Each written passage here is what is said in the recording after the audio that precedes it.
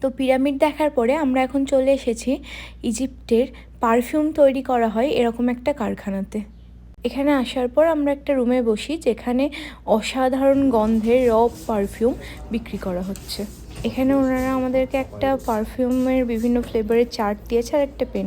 তো আমরা যে যে ফ্লেভারগুলো চুজ করে টিক দেবো সেই পারফিউমগুলো হাতে লাগিয়ে ওনারা দেখাচ্ছেন। তো যেটা বলছে ওনারা যে এই পারফিউমে এক ফোঁটাও অ্যালকোহল নেই, একদম পারফিউম। তো এই অসাধারণ গন্ধের পারফিউমগুলো থেকে আমরাও দুটো ফ্লেভারের পারফিউম নিয়েছি, যার দাম পড়েছে 2000 ইজিপশিয়ান পাউন্ড, মানে ইন্ডিয়াতে প্রায় ওই 4000 টাকা মতো।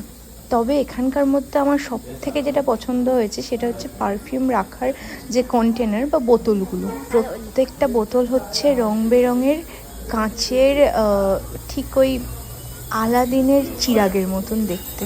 অবশ্য একটা ছোট্ট বোতল আমাদেরকে পারফিউমের সাথে ফ্রিও দিয়েছে, আর এখানেই বোতলগুলো তৈরি হচ্ছে। তবে এই রং বেরঙের কাঁচের বোতলগুলোর দাম হচ্ছে সাংঘাতিক, তাই আমরা এই ছোট্টটাতেই সন্তুষ্ট।